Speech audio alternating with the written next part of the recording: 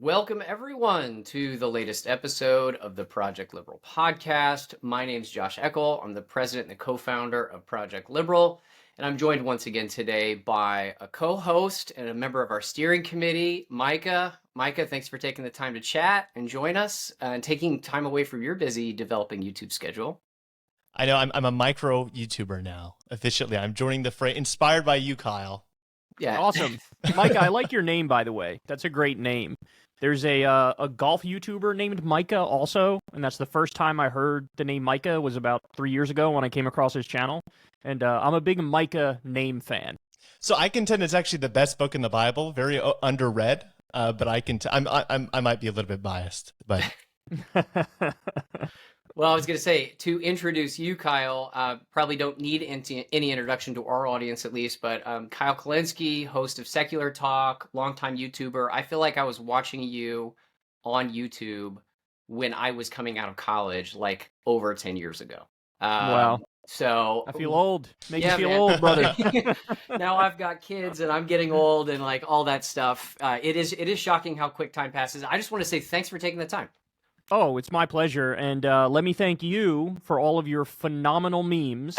To this day, I'm good to steal at least one or two per week. I was going to say, both you and Destiny can take the same meme that I post, and you post it like within an hour or two of me posting it, and it will get like 100,000 likes, whereas I get like 10,000. So yeah, I feel kind of bad. That's why I'm apologizing. I mean, No. I love your memes. You have some phenomenal memes, man. I often get DMs from people when I like take a meme, and they're like, "Why did you steal my meme?" I'm like, memes are like public property. Once you put them out into the world, they're not yours anymore. So as long as they get reach, I'm all about it. Like, no complaining on my end. You put Project Liberal in the meme, On purpose. which Right. is good because then I don't feel that bad. It's just great. taking it. Right, So I'm like, cited. oh, they'll see it says Project Liberal, you know? Yeah. Destiny took one the other day, and I had forgotten to put the tag in it, and I'm like, oh my god, now this is in the world, and there's no attribution, so I won't do that again. And that one's gonna get like 1 million likes. Yes, exactly.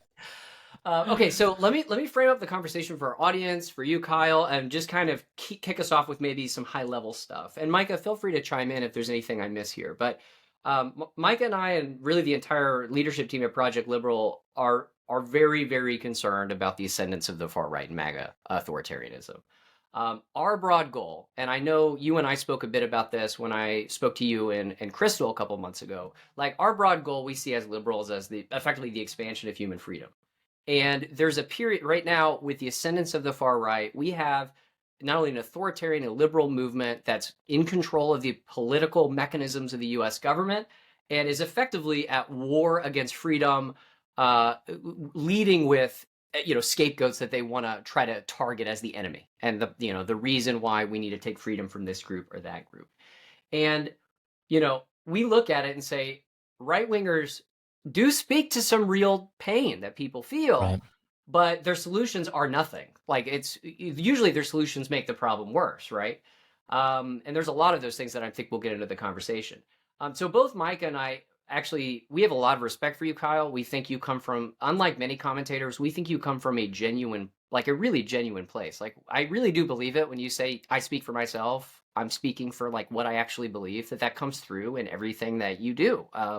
There's a lot of commentators it doesn't come across that way. So I just wanted to like free up, or at least open up the conversation to talk specifically about the threat as you see it, and kind of what you think Trump's going to do in the next 4 years. How bad is it? And just like kick us off with a broad conversation about the status quo. Yeah, I mean, I think it's going to be bad. I think Trump's first term was pretty horrible. I basically think it was the third term of George W. Bush, and now we're going to be looking at the fourth term of George W. Bush, except with more authoritarianism. Because the last time Trump was in there were some establishment figures that remained who got to reel him in a little bit every now and then. When he wanted to like use the Insurrection Act against George Floyd protesters, and he was talking about shooting protesters in the leg and things of that nature, you had people like Mark Milley around him who were like, yeah, we're not going to do that. And they knew how to placate him. They knew how to basically continue to steer the ship themselves and avoid the absolute worst pitfalls. But what we're looking at this time is there are no more sane, reasonable voices in the room. Trump, from the last time, now feels like he learned his lesson of I need sycophants, I need loyalists, I need people who are yes men around me. And so he's put together this list of genuinely terrifying characters. You know, people like Kash Patel, who wrote a book about how basically he wrote a children's book about how Trump should be like an emperor. These are scary people. RFK Jr., who, from my perspective, is deeply, deeply anti-science, and as head of Health and Human Services, he could do horrible things to this country. He's anti-vaccine. And then you have, your what I would consider your standard neocon warmongers like Marco Rubio, who wants to do horrific things to Latin America. He's never met a war he didn't like. I'm sure they want to go to war with Iran. So it's horrible. And what I fear, like looking at the Republican Party, what they've become is genuinely terrifying on every front. So, for example, 48 Republican senators just recently voted against the Right to IVF Act. So they're now against IVF. And this is at the same time Trump pretends like he was the father. I'm the father of IVF. Well, then why did they all vote against it? They're now flirting with things like getting rid of no-fault divorce. There was a vote a few years back in 2022. 36 Republican senators voted against gay marriage, and 169 Republicans in the House voted against gay marriage. 44 Republicans in the Senate voted against extending the child tax credit. In the midterms in 2022 and also in 2024, a majority of Republican candidates were election deniers. And so what we're looking at is a party that's fully embraced authoritarianism and fully embraced extreme social conservatism. And they don't hide what they're about, right? They don't hide it. It's front and center. One of the things that they've been talking about is banning individual states that want to do free school breakfast and lunch for kids. They want to get rid of that. That's something that Tim Walz championed. They want to ban any minimum wage increases at the state and local level. In Texas, they banned extreme heat work breaks. In Project 2025, which is, of course, their Bible effectively, they talk about banning porn and cutting overtime pay. And basically, the consummation of everything is Trump embracing what's called the unitary executive theory, which means there's no checks, there's no balances. He's effectively an emperor overlord, and he gets to call all the shots. And I think that when Americans voted for him, I think they thought we're going to vote for change. But I think they're going to get a rude awakening that really what they did is they voted for a revolutionary, conservative, authoritarian, and they're going to get change, but it's going to be change in a bad direction. Right. I think a lot of that's true. I mean, there's obviously like these different components of the MAGA coalition, and I'm really interested to see how this plays out, because you have like these libertarian tech bros, right, which are in the coalition. Then you have like Trump's kind of vulgar populist impulses, right? He just said he wants to ban port automation, right, to make the dock workers happy. I don't have any beef with unions. I think this is actually an example, though, of something that unions were asking for, which is just like pretty bad for most working people. And so what I wonder is how the trade-offs between these different groups end up playing out. As you know, Elon and Vivek are talking about cutting the federal budget by $2 trillion, and they're doing this while Republicans are preparing to extend Trump's $1 trillion tax cuts and blow an even bigger hole in the budget deficit. What do you think the priorities of this administration in practice are actually going to be? That's a great question. So I'm of the belief that the Libertarian Wing is always going to win out. So there's, Trump half the time shows some paleoconservative instincts, but ultimately the libertarians will always win. So in other words, the Elon Musks and the Vivek Ramaswamis, I think they're going to get their way. Namely, they will end up doing whatever they can. They think they could do it on their own without Congress. I don't know if that's true. The courts might stop them, but they, I think, genuinely want to gut the social safety net as much as possible. They want to cut Medicare. They want to cut Medicaid. They want to cut Social Security. They want to cut the SNAP program, which is food stamps. They want to cut home heating assistance. They want to cut WIC. So I think that those are the ones who are going to end up winning. And I think that what they're not going to cut is the Pentagon. Right. I think that they talk about that now. Maybe they'll find some tiny ways to cut it, but every year Trump was president last time, he increased the military budget. I think he's going to increase the military budget again this time. So you make a great point, right? There are contradictions within MAGA, but they never even bother to try to really reconcile them. And what Trump does is he goes the path of least resistance, which effectively is going to be to cuck himself to the right-wing think tanks and let them steer the ship. He did that last time. I think he's going to do it again this time. Yeah, and effectively that was what Project 2025 was. I mean, we all know that like a federal administration cannot operate in a really meaningful way without the infrastructure necessary to make the staffing choices, right? Like to get people in his administration to do those types of things. The only organization that was doing that type of work before the election was Heritage.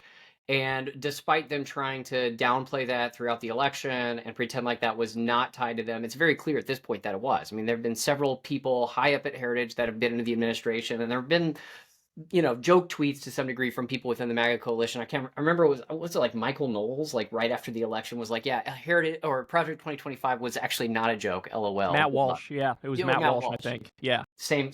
They're all the same. They're all the same. True.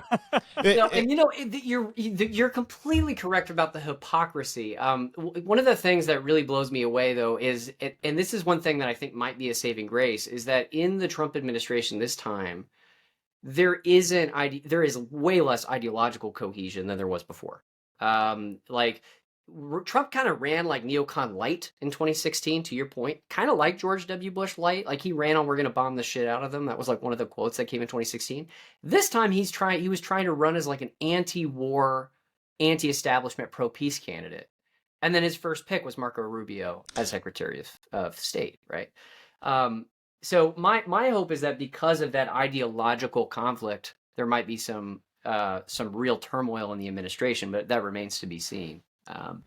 Well, I think he's going to be the one, right, who he's trying to get people around him who are yes men, who will just be like, yes, sir, whatever you say, sir.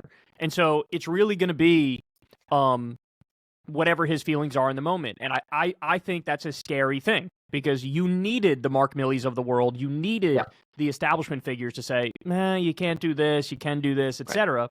Now he doesn't care. And, the other element of this is the Supreme Court. The Supreme Court effectively said, hey, if you're doing something for an official reason, then it is what it is, and there can't be any consequences for it.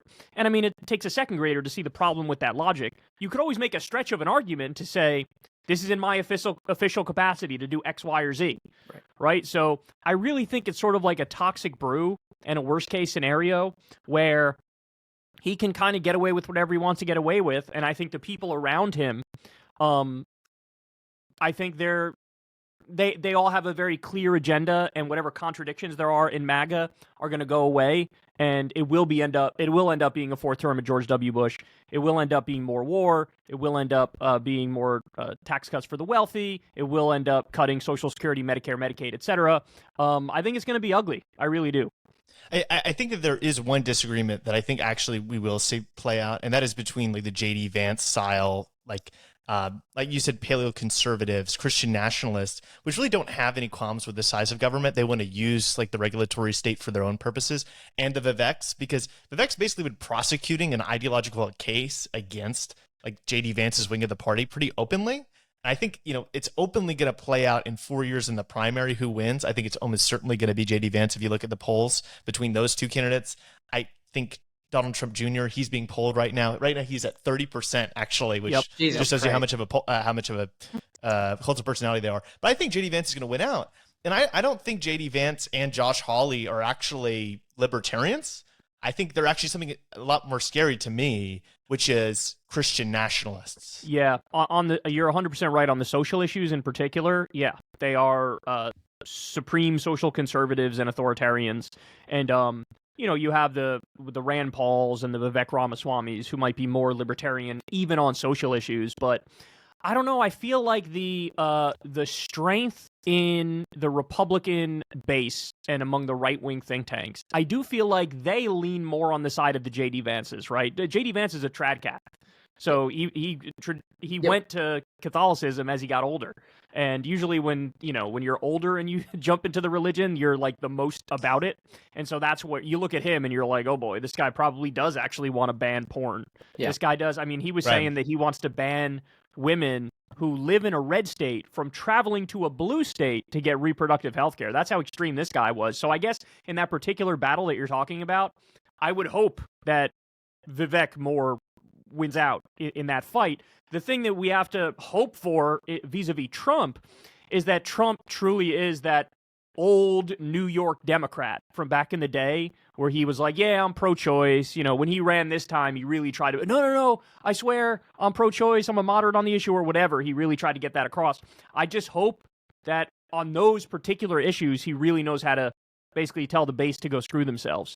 But I mean, we're at the whim of Donald Trump, which is like, that's a terrible place to be. Semi-senile Donald Trump. I mean, if you see him, like, I listened to some of these really old podcasts. I never could do it before the election. I was like, I'm just going to hope he loses. But I just listened to his All In podcast interview.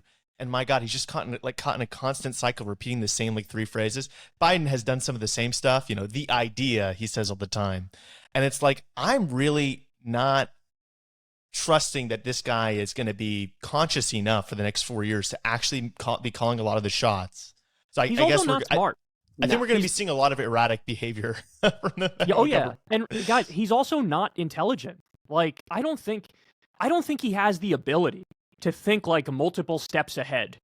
Like, if I do this, this other country might do this, and then I would need to think about how I react to that. I think he's pure instinct. Yeah, and go ahead. The thing that disturbs me the most about Trump, and I think people that have been in his inner circle have said this for a long time, is he has no intellectual curiosity whatsoever. And the last thing you want in a leader, especially somebody who's in control of the most advanced, powerful economy in the history of the human species, is somebody who's not willing to explore nuance and try to really deeply understand ideas. Because, you know, there are... Every single challenge, there are ripple effects. You try to solve it with one problem, in order to like really do a good job in that role, you need to deeply try to understand what you're grappling with rather than rely on gut responses. And that is something that he has never demonstrated the ability to do throughout. I think he's actually pretty impressionable. I don't think his ideas are usually super fixed. I just don't think he's a very sophisticated thinker, like Kyle said. I mean, let's think about tariffs. He still doesn't understand how tariffs work. Well, right, but that's the scary thing, right? Is he genuinely, that's one of the issues. There's a few of these. There's a few issues where Trump genuinely seems married to it. He seems married to the idea of being tough on the border and doing mass deportation. And he brought up tariffs like all the time when he was campaigning. And he's talking about an across-the-board tariff. Yeah. Which is the crazy, and it's interesting because you guys and me would probably have some disagreements on the broader issue of protectionism versus free trade. But when it comes to this particular issue of an across-the-board tariff, we're 100% in agreement. Yeah. Because the whole idea of a tariff, like he acts like, it's not going to raise the prices. I don't know what you're talking about. It's not going to raise. The whole point of a tariff is to raise the price. That's literally the only point. The idea is you'd have to pick a specific industry and say, this specific industry we're trying to revitalize, so we'll tariff this specific product from this country. But in his mind, he says, no, it doesn't add to an increase in prices, and he wants to do an across-the-board tariff. If that happens, inflation would be through the roof. It would be insane. So I don't know. I hope he's not as married to that as he looks like he is. But from where I'm sitting, he brought it up like every interview and every rally speech, and I was like, he really means this. No, he definitely believes. All the interviews I've listened to him, he's like, tariffs are just such a great thing. They're amazing for the economy. They're just absolutely awesome. They raise all this money. And it seems like one of those ideas that he's just genuinely wedded to. And he just doesn't understand how trade surpluses work. He says we're subsidizing Mexico to a tune of $200 billion or whatever.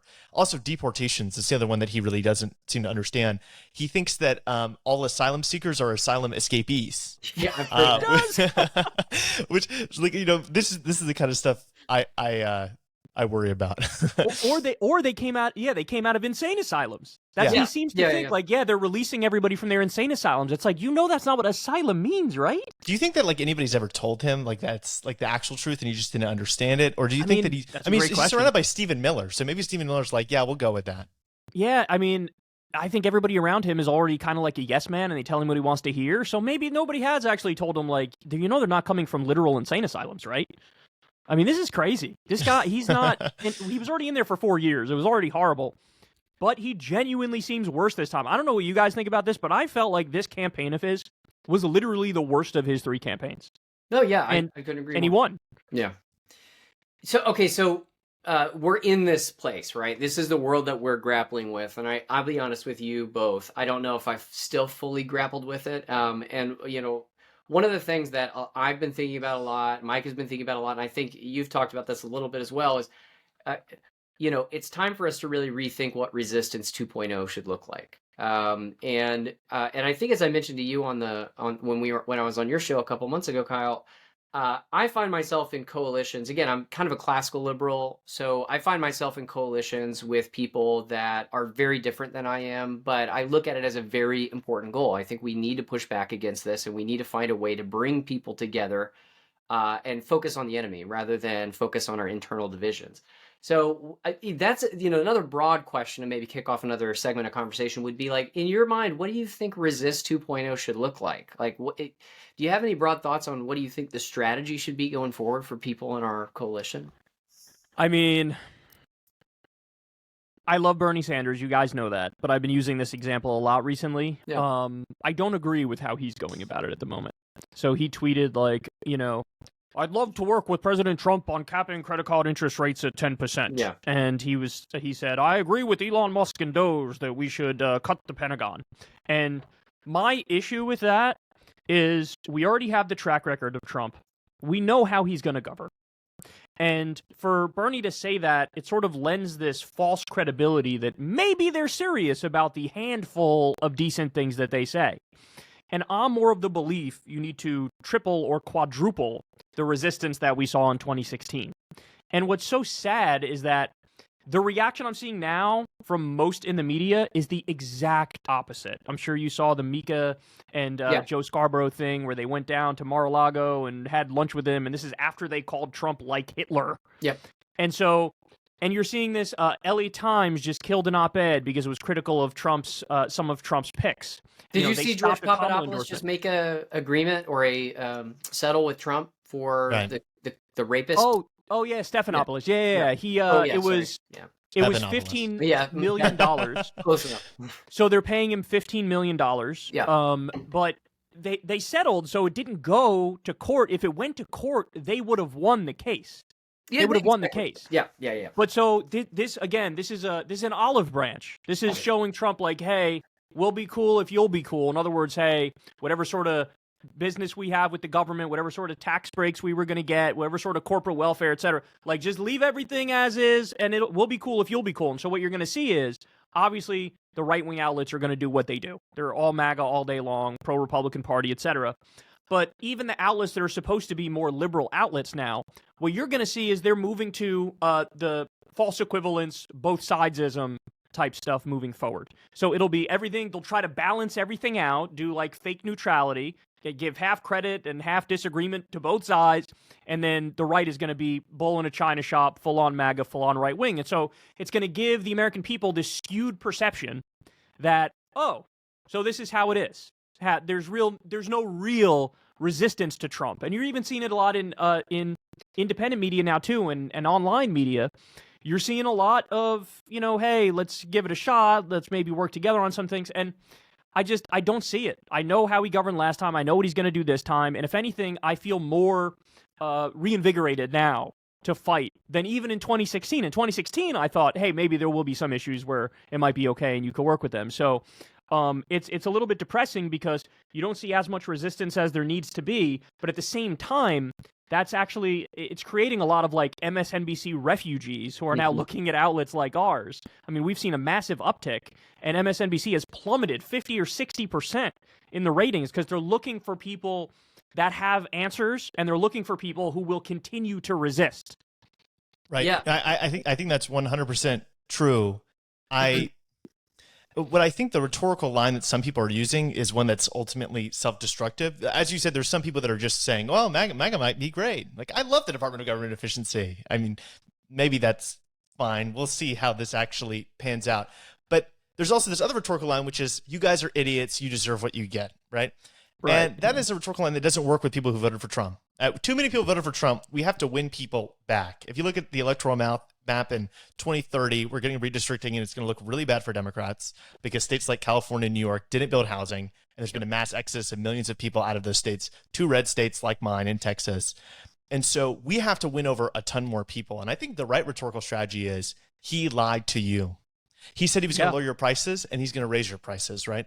It's not so much that you were stupid or you were wrong. We understand where you were coming from. We understand that this political system isn't working and it's been corrupted. And we understand why you'd want to listen to somebody like him.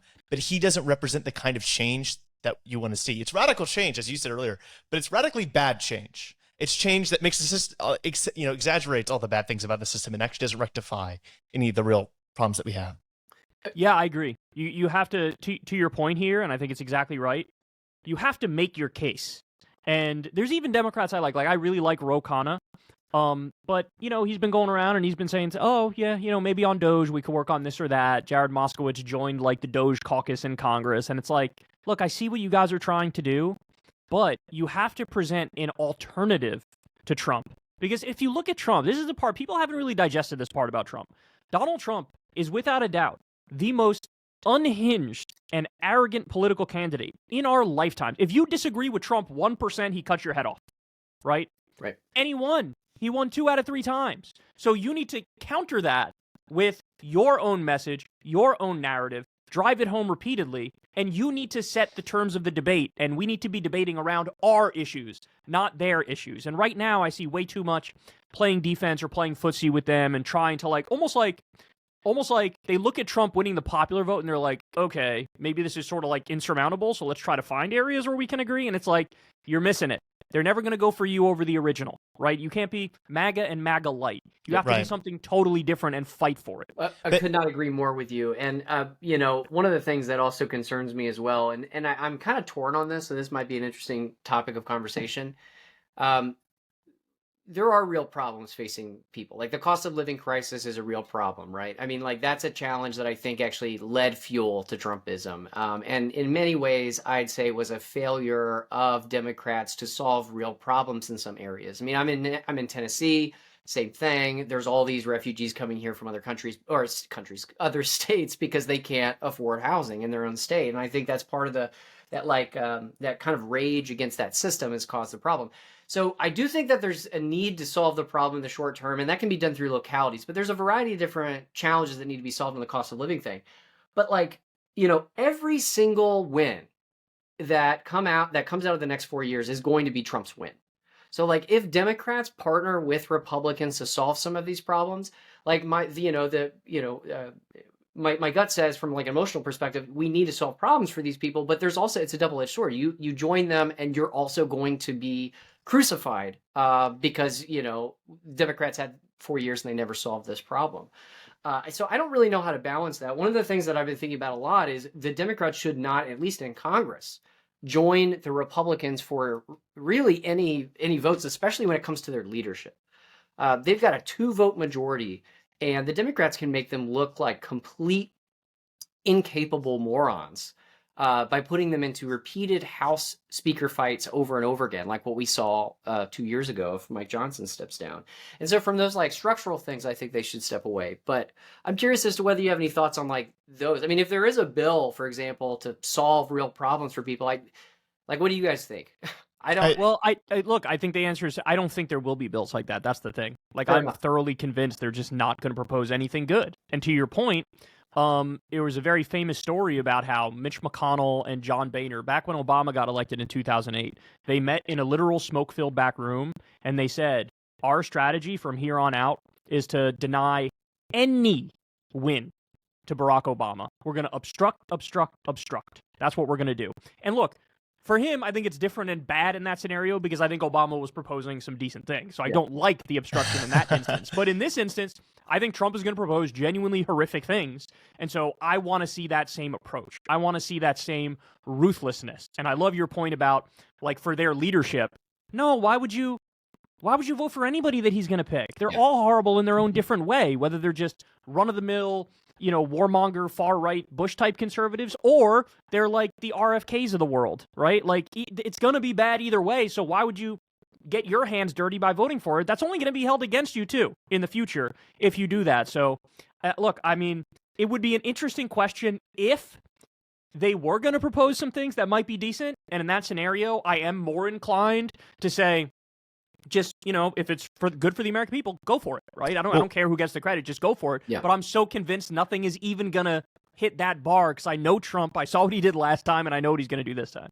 Well, yeah, I think, you never want to kill a good bill, right? And ultimately, most people don't pay attention to your legislative accomplishments anyway. Look, Biden passed all this stuff. Technically, it should have pulled super, super well. And it didn't barely do anything, right? So you never want to say, we gave up on the opportunity to make Americans' lives better because it gained us 0.0001% in swing states. And I think it's possible something good could happen. I'm telling you, it's not going to happen. Listen, I'm pretty young, so I've only seen so many of these. But I think I don't want Democrats to take the rhetorical stance on DOJ that they're anti-efficiency. I think the much better rhetorical stance, and the one that's actually correct, is they're not actually trying to solve inefficiencies when they're not, right? Whenever they say we want to make things more efficient, great. I mean, the Pentagon should be audited. There is so much bureaucracy, waste, duplication in all of our systems. I talk about the welfare system sometimes. We have 80 plus welfare programs. Everybody that I know that's really struggling, that's like low income, I know some diabetics that are struggling to get insulin, struggle so much to get the welfare benefits they should be eligible for. Like, that's a really big problem. But their efficiency increases are cutting the National Institutes of Health. Right. And it's like, that should be the rhetorical. We actually stand for the things that they promise. We're actually going to deliver them. Otherwise, I agree. Democrats should not make the Republicans' job of doing bad stuff easier. Yep. Correct. Just to be nice. Mm-hmm. And I don't like it whenever so many people are trying to move and just accept right-wing framings on issues. Mm-hmm. Right. Like, you don't need to accept that. Like, I've seen Chris Murphy do this, that immigration is threatening people's culture. Like I get it. I live in Texas. Border security is an actual issue. You look at the Rio Grande Valley, people are extremely Republican on this because they don't think Democrats deliver border security. I think we should have secure borders. We shouldn't have like fentanyl coming in or whatever. But don't accept false things. Like, don't say like immigrants are bad or they're causing crime. That is the kind of stuff where you entrench their false narrative when you have the opportunity to tell the compelling truth as an alternative.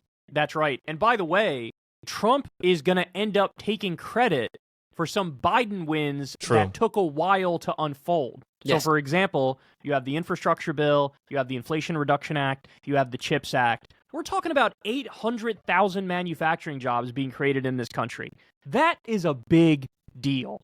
But Trump will get to the front of the line in the parade and act like he deserves all the adulation and credit. So I guess my point is, they're playing really dirty political games. And to your point, yes, don't give them a win where they haven't earned it and don't deserve it. Don't cave to bogus right-wing narratives like your point on immigration. And look, in retrospect, on immigration, I understand what Kamala was trying to do. Say like, oh, we did a tough border bill and he actually killed it. And I actually thought at the time, that's a brilliant strategy and neutralized the issue of immigration. But in retrospect, it turns out I was wrong. It didn't really neutralize the issue of immigration because you were never going to out-border hawk Trump. So in other words, what you needed to do, and this again is to your point, is make a positive case for immigration. Yeah.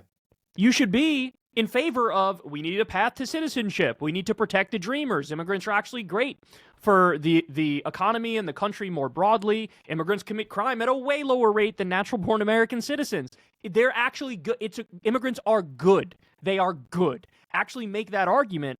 But, I think to your point, a lot of these characters have Washington brain where they just feel like the polls are like it's an immovable obstruction and you just need to go where it is. And it's like, no, politics is fluid. It's not stagnant. People's minds change over time. And if you make an argument and you build on that case over time, you can move the polls in your direction. And it's much better now in retrospect. It would have been much better to actually make the counter argument that immigration is good as opposed to conceding that the right-wing framing was correct and trying to out-border hawk the Republicans like Kamala did. Just one more point on the border, and Josh, I'll let you take us to something else. I'm on the executive committee of the Texas Democratic Party, so we just got a brief at our executive committee meeting about the data on Texas in terms of the performance of Democrats. And we saw that Colin Allred overperformed Kamala in every single area, basically in the entire state, but mostly in the Rio Grande Valley, which was surprising to me. And the seeming culprit is immigration. And so I think that we were in a really bad spot here because the rhetorical, like America has shifted on immigration over the past 4 years dramatically. 4 years ago, people were actually really pro-immigration, more pro-immigration than for a long time. And then it shifted because nobody was really making the case for our side and everybody was making the case for their side. So as a last minute effort, Kamala switching on this issue probably, I think, was slightly electorally good. The problem was nobody trusted her. I talked to so many people in Texas, and you say, she actually does want to secure the vote. They say, no, she doesn't, right? She let in all these asylum seekers. And I think that the old line that Democrats have had historically was a reasonable one, which is obviously nobody wants an unsecure border, and that's something that should be solved. But deporting 15 million people is inhumane, costly, expensive, and terrible for the economy, and that's just not an option. And we have a superpower in this country, which is letting in the most talented people in the world, which want to come here. And I think you can also tie this into broader narratives about American competitiveness. But yes, I agree with you. Democrats don't win by taking the right-wing stance. We have to have our own defined, consistent stance on issues that are part of our brand. And that's something that I think, me and you agree, we've actually kind of lost. I mean, what is part of the Democratic Party brand these days? Abortion? I mean, that's one of the few issues that we have a really, really clear, strong stance on. But defending Obamacare as a policy stance is kind of weak sauce. Meanwhile, Republicans have their mass deportations, tariffs, culture war, all this stuff that defines them and brings people in for them consistently. Yeah, totally. I was disappointed to see that shift as well, because again, I saw it as kind of an abdication, as you mentioned, Kyle, of just like this broader framing of the Democratic Party being the party of being pro-immigrant versus kind of like moving into the Republican space and trying to walk around that. I can't remember who made this quote, but it stuck with me for a long time, or who said this, but real leaders are the ones that make the polls, and the kind of the secondary leaders are the ones that follow them. So true. And I think that is absolutely the case. Okay, so I want to talk. Actually, I want to talk a big picture philosophy stuff, which I think touches on some of these conversations. But before I do that, I wanted to close out the resistance conversation. We know throughout history, strongmen and authoritarians rely on demoralization, disengagement, and people stepping away because they're frustrated and unable. Like, I remember reading stories about what happened after Vladimir Putin came back to power. And, there were all these public intellectuals there was this whole meme about public intellectuals like leaving and just going to work on their garden, right? Because they just couldn't deal with that. And I'll be honest with you, I'm glad to hear that you feel rejuvenated and ready to fight. For me, as somebody who's fought this for years, I mean, again, my whole introduction into political movement was me being an anti-Trump kind of center-right guy almost 10 years ago. And I feel almost psychologically drained from the last 10 years. So how do we, and I think you've touched on this a little bit, it's by being that loud voice. And I know you do this, and there's several other people in the alternative left-leaning media ecosystem that are doing this. But like, what do you think should be done to kind of keep the resistance alive, keep people working together, and keep people kind of galvanized to fight against it? First of all, I would remind people that we weren't as far off as you think. Okay, that's the first point I would make. So if I could change one thing leading into this election that I am certain would have flipped the result, it would have been Build Back Better passing. Because if Build Back Better passed, that would have meant paid family leave, childcare, universal pre-K, free community college, expanding Medicare, higher minimum wage, lowering all prescription drug prices, not just some, and expanded child tax credit. All of that was part of the same bill. And the only reason it didn't pass is because of Manchin and Sinema. If we were able to flip Manchin and Sinema, which, by the way, I do think was possible, even though it seems like it was impossible, but if we were able to flip them and that bill passes, Kamala Harris would be the next president. And I'm completely convinced of that fact.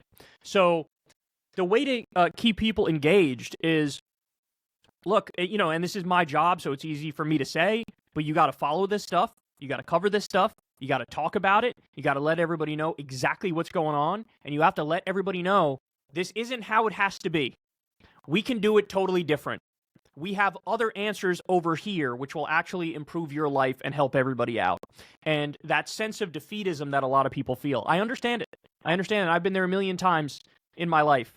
But the mission now is actually clearer than it's ever been, because we know who Trump is. We know what he did the last time. We know what he wants to do this time, and then add on top the extreme authoritarianism. And it's never been more clear to me the path forward. You got to resist at every turn, and you have to build a counter argument and a counter narrative. And I do think that there is more of a bubbling resentment underneath the surface and an anger at Trump and Trumpism than people think, right? I mean, Trump won the popular vote by 1.5 percentage points, right? That's basically nothing. And so all those people, they didn't just go away overnight. All the people who would agree with more with you and me, they didn't just go away overnight. Right. And they're feeling some type of way. So what they need is leadership. What they need is truth tellers. What they need is people who say, look, there's a way through this and we're going to get through this and just follow me and we'll do it. And so that's the project now moving forward. I think you've done a great job with Project Liberal. And, I try to do my part as well. But all hope is not lost, believe me. Remember, guys, George W. Bush got 2 terms. George W. Bush did, right?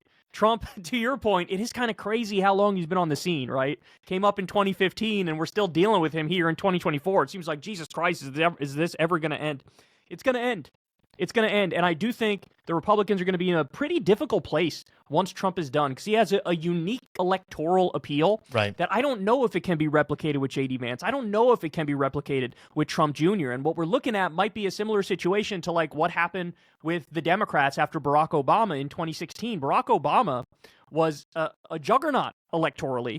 But then Hillary lost in 2016, and the Democrats lost 1,000 seats over his reign as president at the state and local level. And so I think the Republicans are going to be in a similar place, and it's just a matter of Democrats being organized in the meantime and intelligent in the meantime and biding our time and just waiting for that moment where we can strike. I think we're also in an anti-incumbent era, just in general. Obviously, inflation contributed this time, but with social media, viral political messages, and the willingness to speak to people's frustrations, people are always going to be frustrated at who's in power. And now they're in power, and it helps that they're going to do unpopular things as well. I think that to add to what you said, there's also an element of telling our own story. I think Resist last time was basically just anti-Trumpism, and that's what's held the Democratic Party together for a long time. People are tired of that. They've already know what they think about Trump. They're tired of him. They're tired of all of this. They want a positive story about the brokenness of our politics, and a lot of people are cynical about the ability for things to change. Like, this is the thing I see in my family members, the ones that are just consistently disengaged, is they just don't think the government can deliver for them, right? Like, the only thing the government consistently delivers is broken promises. Everybody comes in with new ideas, how we're going to fix all these problems, and we're still hearing about them. The national, I listened to old debates. They were talking about the national debt back then. Now we're borrowing $2 trillion this year. Like, nothing ever changes, right? And so I think that something that Democrats should do, and us in our media space should do, it's tell a broader story about the brokenness of American politics. Like, why does it seem like nothing ever works, like ever? Like, and no matter who you elect, things are still, I mean, blue states are not utopias. blue states got a lot of problems on their own. Why does this keep happening over and over and over again? And so that's actually one of the questions we wrote down. What do you think is the fundamental brokenness at the heart of Americans, like political institutions? What is like the big thing that we need to solve to make all the other problems, all the other good policies easier to fix? Well, I'll answer that in a second, but first of all, I will say I do think it's a little bit of a misnomer because Medicare, incredibly popular. Social Security, incredibly popular. So people actually take for granted the really good parts of the government that function really well. And, I think that part I think is a messaging problem. I think to remind people like, hey, it's not a coincidence that these programs are the most popular and these are the ones that give you the most direct help, right?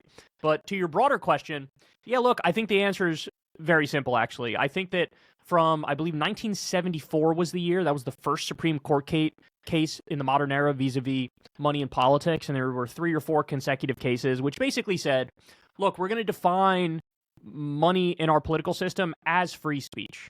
So you have these things like super PACs where you can spend unlimited money trying to get somebody elected. And it basically opened the floodgates of rampant and obvious corruption and bribery.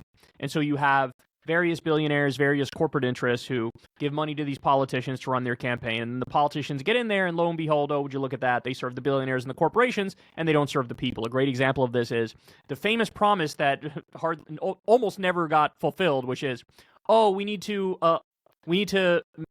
negotiate for lower drug prices with the drug companies, right? And every president would say it. George W. Bush said it, didn't do it. Barack Obama said it, didn't do it. Joe Biden actually said it. He did end up doing it, but it's only like 10 drugs and then more over time, right? And why is that? Why is it the case? This thing that's so popular, which everybody wants, it wasn't done. The reason's very simple.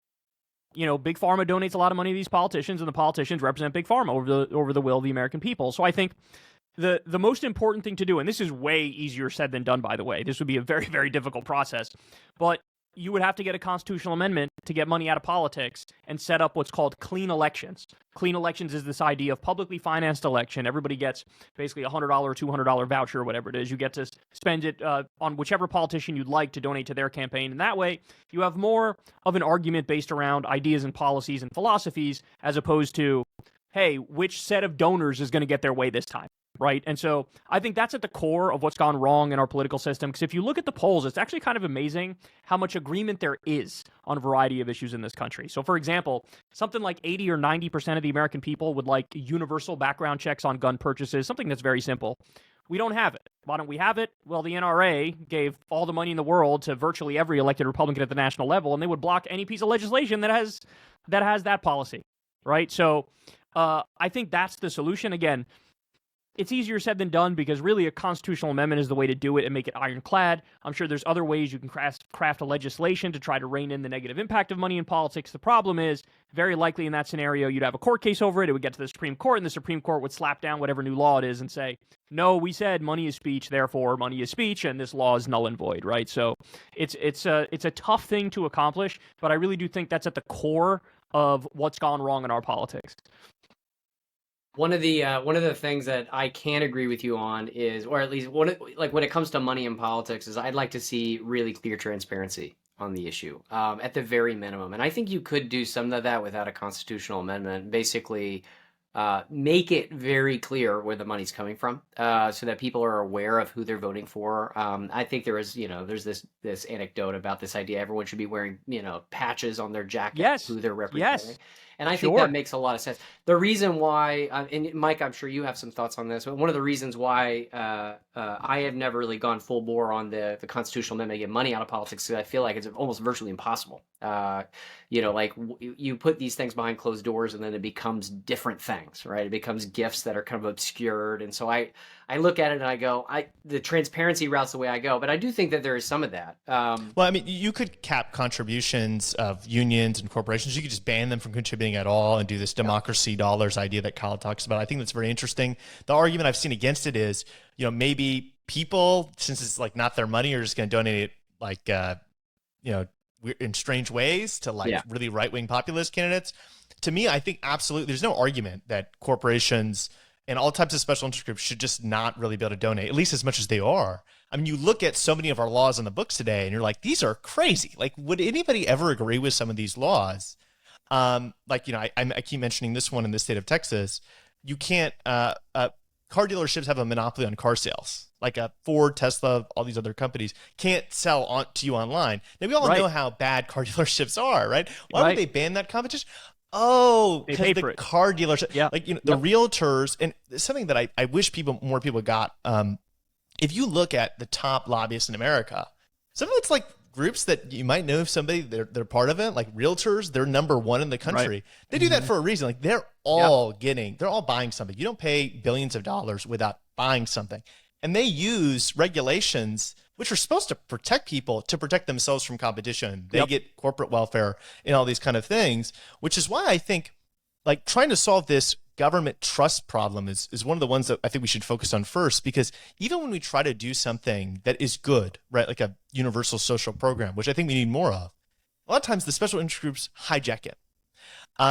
You remember the child care plan under Build Back Better. It wasn't universal, actually, and there was a bunch of weird regulations that were included within it that actually raised child care costs for half the population. Matt Brunig talked about this.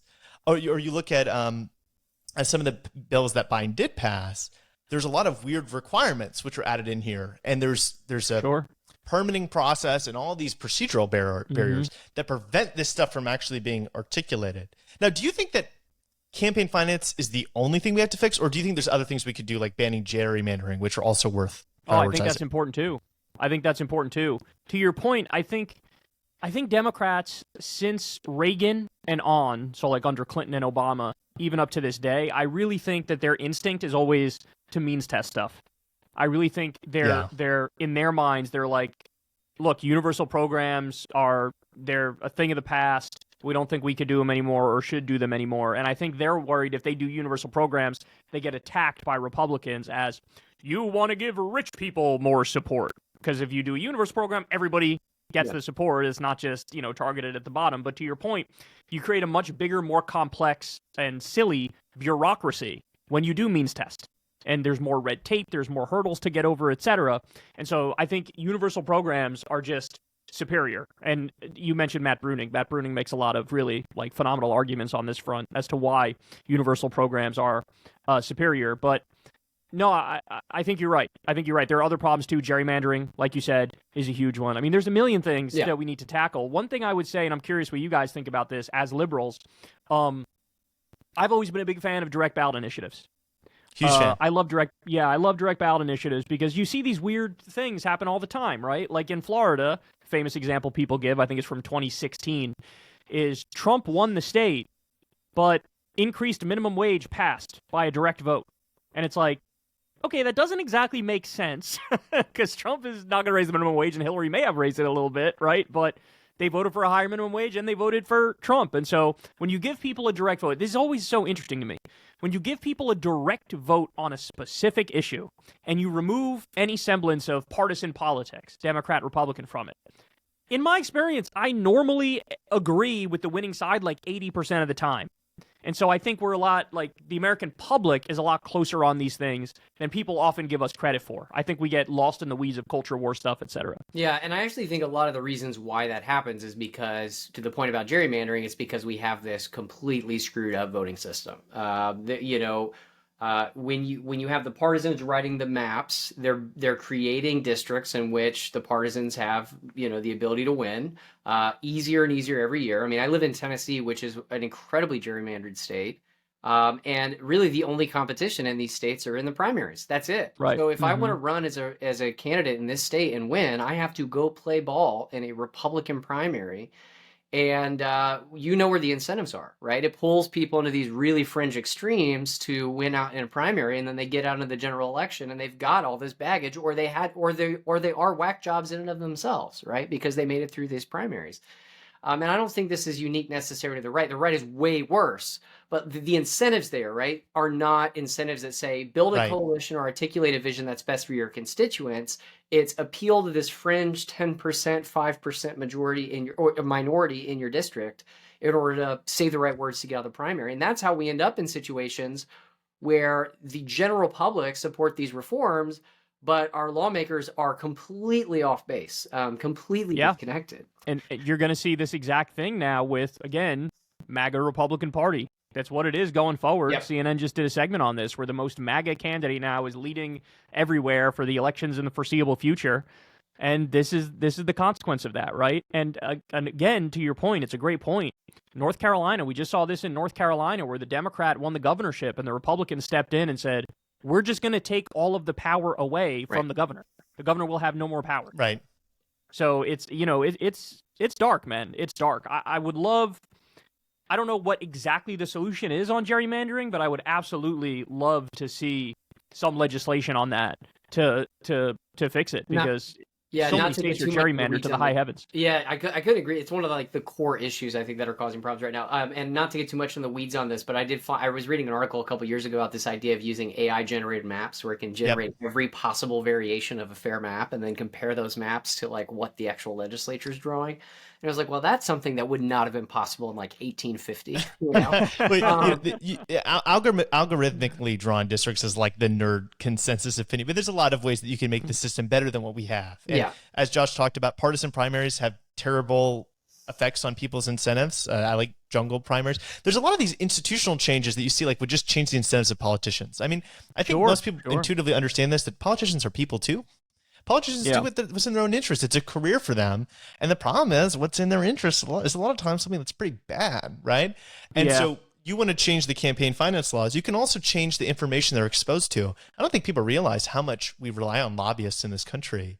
Lobbyists are not just whining and dining. They are whining and dining, but they're not just giving money to politicians. They're just getting in their ears all the time.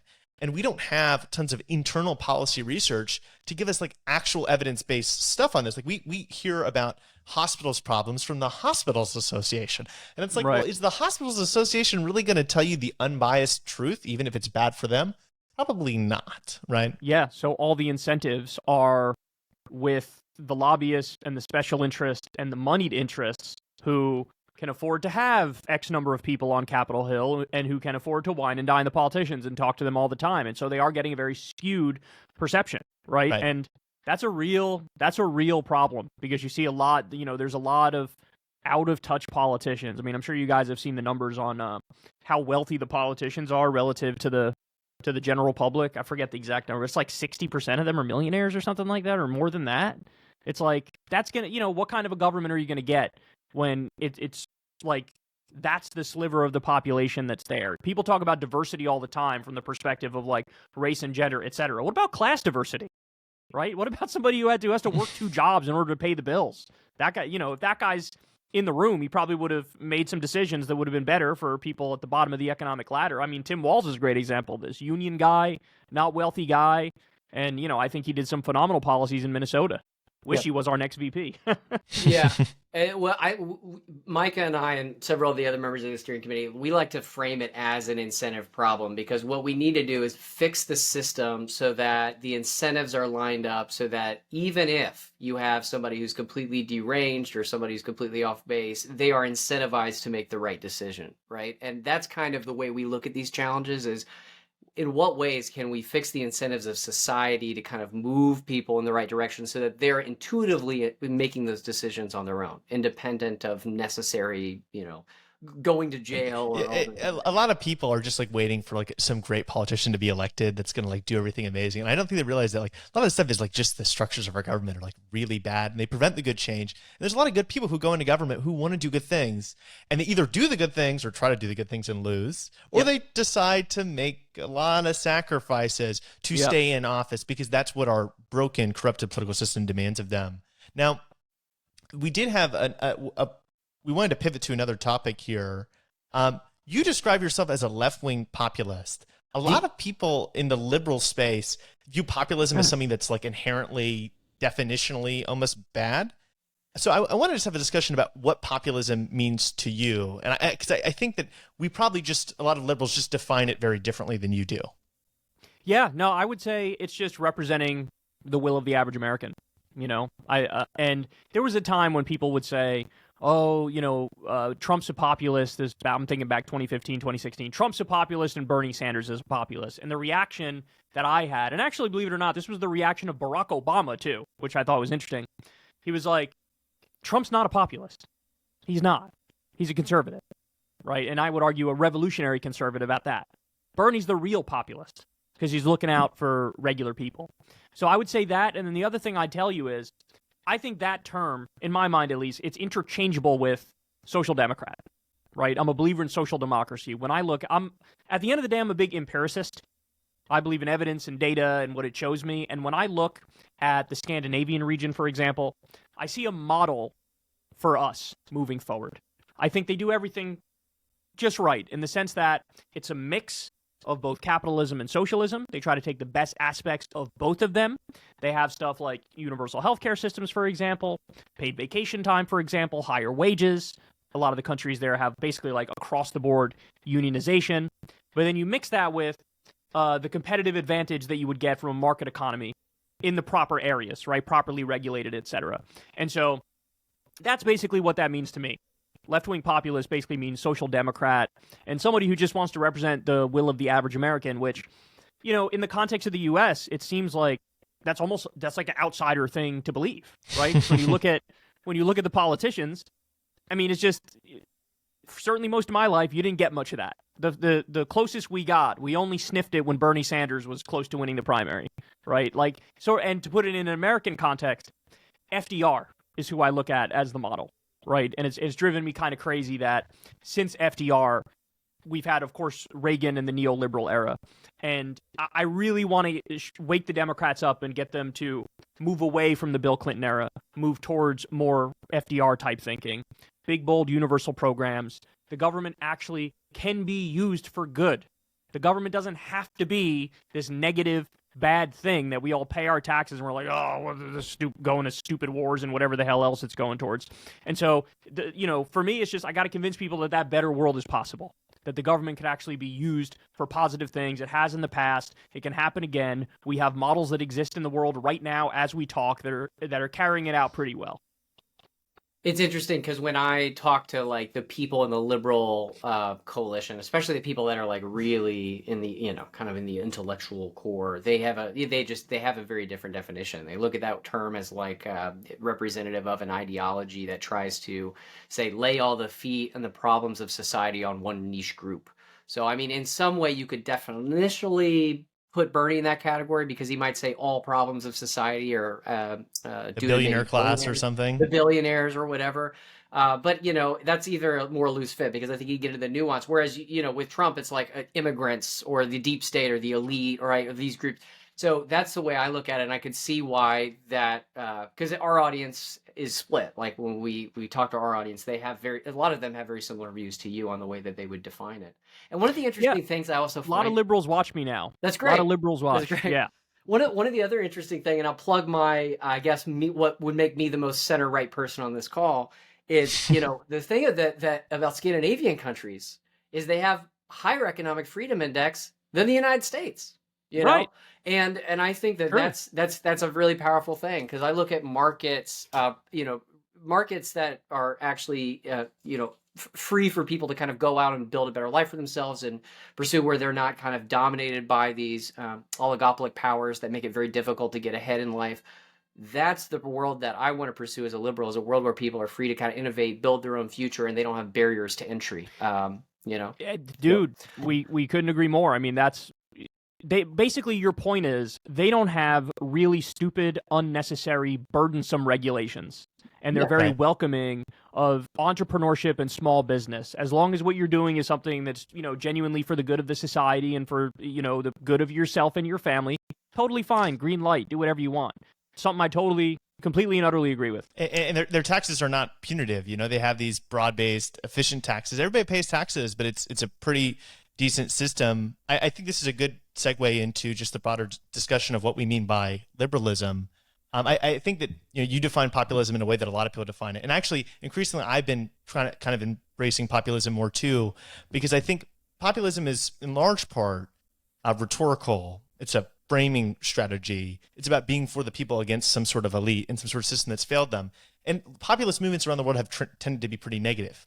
And so liberals, I think they have like this impulse to be anti-populist because they say, well, what Bernie says, this fact he's saying, 60% of people living paycheck to paycheck, it's actually 41% or something like that, right? Or like, the status quo is actually better than 100 years ago when we had like, proto-segregation or whatever. Right, but I think that's a bad impulse because ultimately the political system is not working like it should. People should be upset because there's outrageous things happening 24/7. And while your life might be better than how terrible it might have been 100 years ago, it's not nearly as good as it could be. And that's because your political system is failing you. And people have these daily deep frustrations that should be spoken to, and we do need bold change. Now, I think that the reason why me and Josh agree with the term liberal, although I come from a slightly different tradition of liberals than he does, is we think that liberalism historically has been what has made, I think, Western countries great. It's this idea that people should be free until proven otherwise. For the vast majority of human history, we had these gargantuan states which made every decision for their people. And whenever liberalism first came about, they kind of inverted the assumption of the state. They said, why don't we say we have freedom until there's a case for the government to do something? And why, instead of the government ruling over people and telling them what their religion should be and imposing things on them, as J.D. Vance likes, why don't we have the government be a tool, a consent-based tool of governance for people to come together and solve the problems that none of them could solve alone? And I think in the nuances, what that means that's maybe slightly different than for what some social democrats think is whenever there's a problem, I prefer the solution of minimal interference, right? So if we have an issue like poverty, huge problem, I prefer to give people money so they have control rather than have like state monopoly services where people might not, let's say, want to go to college, right? Like maybe they don't want to go to college. We made it free. Why couldn't we just give them money instead? Solving climate change. Instead of imposing tons of different regulations, why don't we just tax carbon emissions and all these other types of emissions and let people choose what energy they want? Do you have any sort of disagreement with that mindset? So my only disagreement would be I like both approaches depending on the specific topic. Sure. Right? So sometimes I might cut in one direction, sometimes I might cut in the other direction. But to your point, this is why I find even a lot of like libertarian types like the idea of a universal basic income. They like the idea of what I would refer to as a social security check for all, because it kind of is minimally invasive in a sense, right? It's like doing the least amount possible in order to alleviate poverty. I would say it depends on the topic, which way I would go. But to your broader point, like, okay, here's my point of agreement. My point of agreement is liberal values, people have come to take quote-unquote liberal values for granted, right? Liberal values are a default necessity.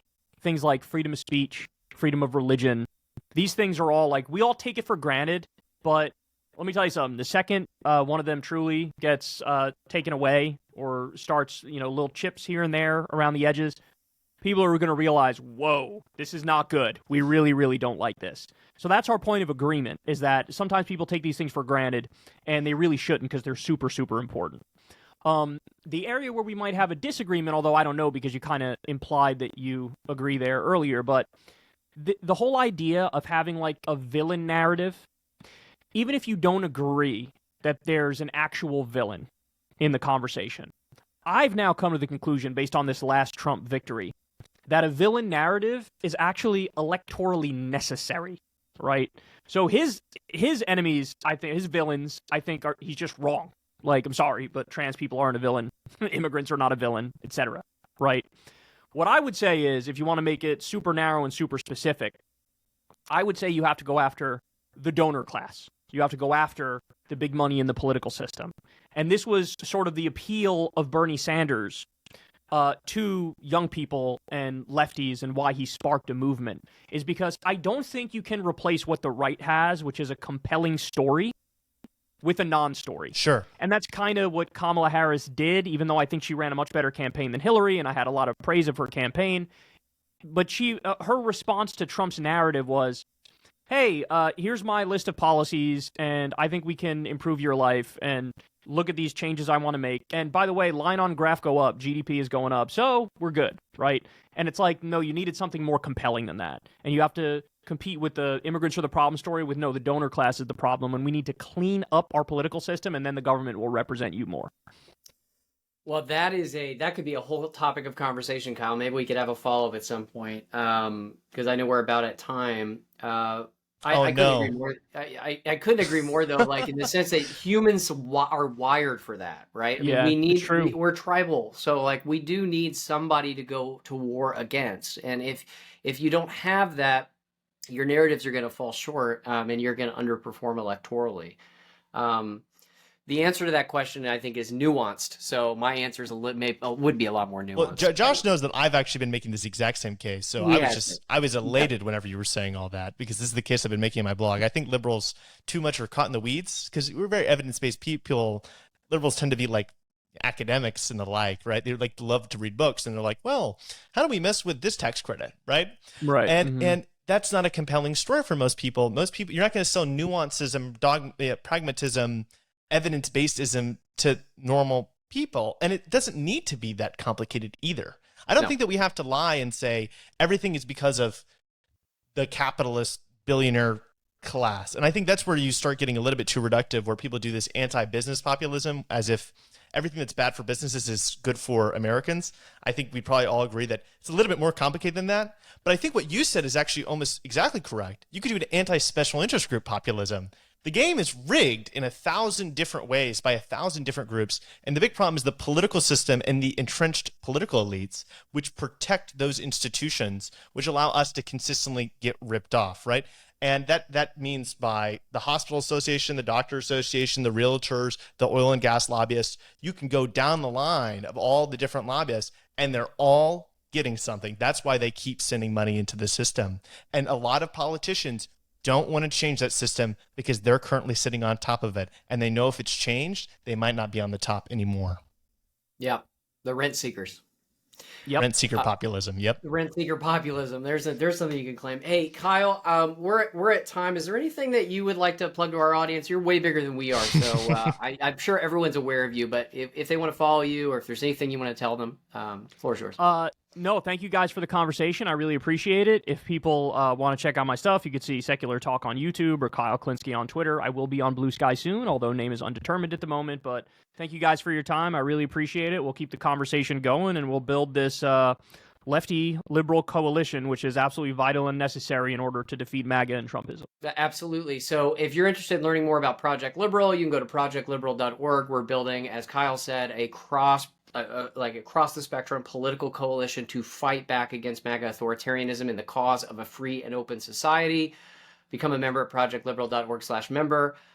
Kyle, thanks again. Micah, thank you for your time. Micah, where can people follow you on YouTube? I know you're also doing that as Micah well. Erfan, we'll link it in the description, okay? Follow my brand new little YouTube channel. Hopping into the war of ideas. Yeah, 10 years from now, I'll he'll check be it right out. up there with you.